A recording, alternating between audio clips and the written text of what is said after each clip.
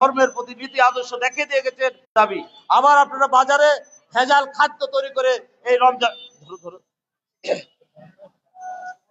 ভেজাল খাদ্য তৈরি করে আপনারা বাজারে এই রমজান উপলক্ষে আপনারা ছেড়ে দিয়েছেন। এটি আমাদেরকে খেতে হচ্ছে। এই রমজানকে কেন্দ্র করে আপনারা যত রকম অসাধু কার্যক্রম আপনারা চালু করেছেন। আজকে বাজারে গেলে খেজুরের দাম রমজানের আগে যেটা ছিল 400 টাকা সেটা এখন 800 টাকা, যেটা ছিল 800 টাকা সেটা এখন 1200 টাকা। আপনারা খেজুরের দাম একবার 3 দিনের মাথায় বাড়িয়ে আপনারা সেটা বৃদ্ধি করে নিলেন। আপনারা এইভাবে সবজির দাম, মাছের দাম, মাংসের দাম, যে জিনিসের দাম, মাংস ছিল 700 টাকা, এখন সেই মাংস, গরুর মাংস 800 টাকা। খাসির মাংস ছিল 1100 টাকা, সেই মাংস 1200 টাকা থেকে 1300 টাকা। আপনারা কোন জিনিসের দাম বাড়ান নাই? আপনারা এইটি কি আপনাদের আদর্শ? এটি কি আপনাদের ধর্ম? কি এটি কি কোনো জায়গায় নির্দেশনা আছে? আপনারা পাপ করবেন, সেই প্রায়শ্চিত্ত কিন্তু আপনার ছেলে মেয়েদের গাড়ি চলে যাবে। আপনারা কার জন্য এই মুনাফা করছেন? সংসারের জন্য, জীবনের জন্য। সেই সংসার কি আপনার জীবন কি বলে দিয়েছে আপনাকে পাপ করতে? 5 ওয়াক্ত নামাজ পড়বেন আর ঈমান ঠিক রাখবেন না, তাহলে তো আপনার নামাজ কবুল হবে না। তো আমি আপনাদেরকে অনুরোধ করব, আমি সৎ ব্যবসায়ীদেরকে অনুরোধ করব, আপনারা আমাদেরকে সহযোগিতা করুন। আপনারা আমাদেরকে সহযোগিতা করুন। ব্যবসায়ী নেতাদেরকে অনুরোধ করব, আপনারা এই মুনাফাখোরদেরকে চিহ্নিত করুন। চিহ্নিত করে আপনারা আমাদেরকে বলুন, আমরা প্রশাসনের সহযোগিতায় তাদের বিরুদ্ধে আইনগত ব্যবস্থা নেওয়ার প্রয়োজনীয় ব্যবস্থা গ্রহণ যাতে হয় সেই ব্যাপারে আমরা চেষ্টা করব। অন্যথায় যদি মনিটরিং টিমের মাধ্যম দিয়ে আপনারা যদি কোন রকম ভেজাল অভিযানের পড়ে যান আর আপনারা হুমকি দুমকি দিবেন, রাজশাহীবাসী এটা মেনে নেবে না। রাজশাহীবাসী এ ধরনের কর্মকাণ্ডকে প্রশ্রয় দিবে না। এবং আমরা কনজিউমার ক্যাব থেকে বলে দিচ্ছি স্পষ্ট ভাষায়, কোন ধরনের সন্ত্রাসী কর্মকাণ্ড, কোন ধরনের হুমকি ধুমকির সাথে আমরা আপোষ করব না। এবং প্রয়োজনে আমরা রাজপথে আন্দোলন করব, আপনারা আমাদেরকে বাধ্য করবেন না। আইন নিজের হাতে তুলে নেবেন। পাল্টা এই আইনকে প্রতিহত করার জন্য আল্লাহ তাআলা আমাদেরকে যেটুকু শক্তি দিয়েছে সেই শক্তি নিয়ে আমরা আপনাদের পাশে সামনে দাঁড়িয়ে যাব। কাজেই আমি আপনাদেরকে হুঁশিয়ারি করে দিতে বলতে চাই, আপনারা কোন ধরনের অন্যায় কাজের সাথে জড়িত হবেন না। আর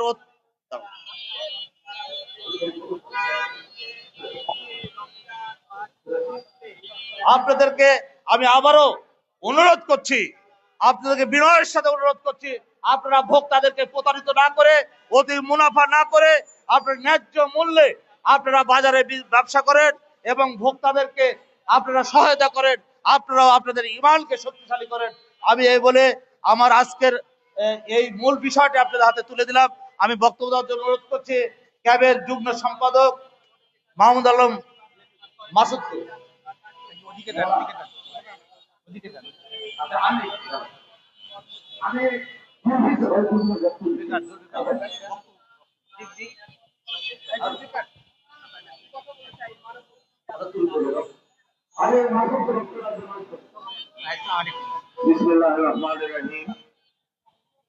সম্মানিত উপস্থিতি, রাজশাহীবাসী, আপনারা জানেন গত 18 তারিখে আমাদের কনজিউমার অ্যাসোসিয়েশন অফ বাংলাদেশ ক্যাবের বিশেষ অভিযানে আমাদের আপনারা দেখতে পাচ্ছেন জাতীয় ভোক্তা অধিকার সংরক্ষণ অধিদপ্তরের ক্যাবের যিনি ম্যাজিস্ট্রেট ছিলেন ওনাকে ব্যবসায়ীরা এক পর্যায়ে লাঞ্ছিত করে বাজারে অভিযানে বাধা প্রদান এবং কষ্টদায়ক। কারণ আমাদের জানতে হবে, আমাদের ব্যবসায়ী বান্ধব পরিবেশ তৈরি করতে হবে, এই জন্য ব্যবসায়ীদের সহযোগিতা করা প্রয়োজন। আপনারা ব্যবসায়ীরা যদি মার্কেট বন্ধ করার হুমকি এবং দোষীদের বিরুদ্ধে কঠোর শাস্তি ব্যবস্থা গ্রহণের দাবিতে ক্যাবের আয়োজনে মানববন্ধন থেকে আমরা সরাসরি আপনাদের দেখানোর চেষ্টা করছি। এখন বক্তব্য রাখছেন ক্যাবের রাজশাহী জেলার সাধারণ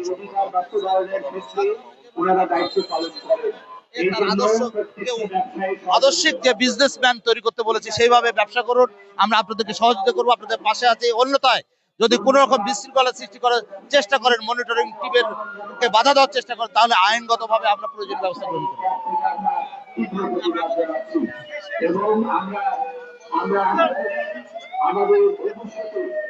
মামুন ভাই তার মূল্যবান বক্তব্য রাখলেন।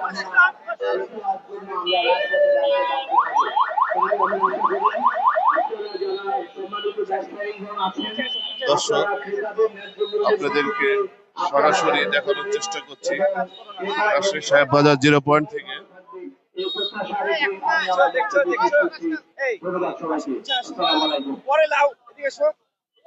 ধন্যবাদ।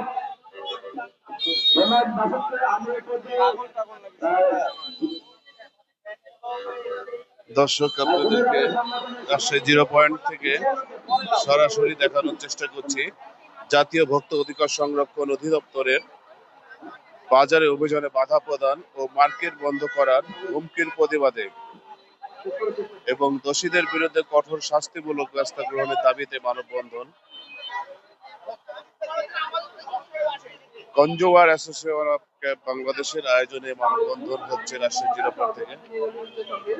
আমরা টিভিতে যে ব্যবস্থা দেখলাম যে একজন ভোক্তা অধিকারের উপরে যেভাবে একজন দোকানদার আক্রমণ আচরণ করলো, আমরা কিন্তু অনেক সময় দেখি যে অনেক দোকানদাররা এই সমস্ত হিজড়া সংগঠনের এখানে কিন্তু ভোক্তা অধিকার কাজ করে বলেই আমরা কিন্তু অনেকটাই স্বস্তিতে আছি যে আমরা সঠিক মূল্যে আমরা জিনিস কিনতে পারি।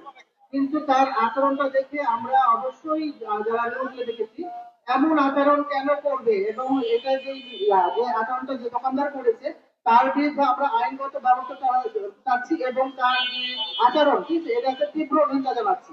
ধন্যবাদ। ধন্যবাদ। আমি রাষ্ট্রবাসীর উদ্দেশ্যে আরেকটু কথা বলতে চাই। আপনারা বাজারে যে দেখবেন যে কালারিং চিপস বিক্রি হচ্ছে বাজারে, পাইকারি দোকানগুলো সব কালারিং চিপস বিক্রি করছে। এটা সম্পূর্ণ বেআইনি এবং সম্পূর্ণ রূপে অস্বাস্থ্যকর একটা খাদ্য। এই খাদ্য বাজারে আমরা বারবার ব্যবসায়ীদেরকে বলেছি যে কালারিং চিপস বিক্রি করা যাবে না, কালারিং কোনো পণ্য বিক্রি করা যাবে না। তারপরে এটা কাপড়ে ব্যবহার করা যে রং, সে রং দিয়ে এই কালার গুলো তৈরি করা হয়। এগুলো খেলে আমাদের কিডনি সমস্যা হবে, ক্যান্সার হবে, তারপরে ব্যবসায়ীরা শুনতে চায় না। তো সেই ক্ষেত্রে আপনাদের ভোক্তাদেরকে আশেপাশে আমরা সহযোগিতা চাই এবং আপনাদেরকে সচেতন হতে হবে। এটা ক্রয় করবেন না এবং বিক্রয় করলে তাদের মধ্যে ব্যবস্থা নেওয়ার জন্য প্রয়োজনীয় ব্যবস্থা গ্রহণ করবে। আমি এই পর্যায়ে বক্তব্য রাখার জন্য অনুরোধ করছি জুলফিকার আলী, গ্রুপের সভাপতি জুলফিকার আলী।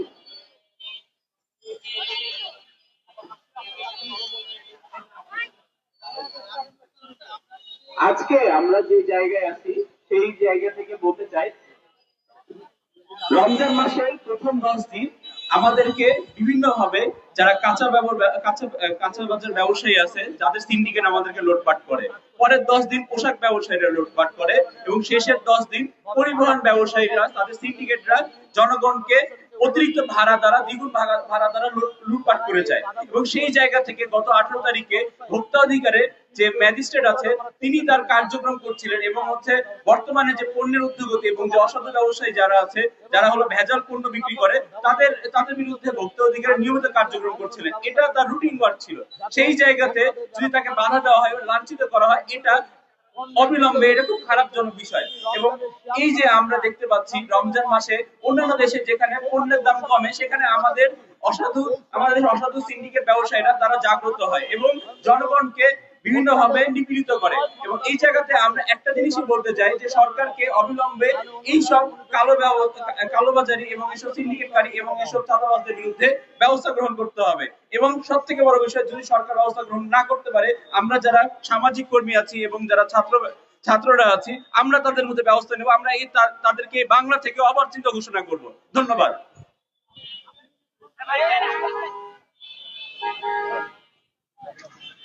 ধন্যবাদ।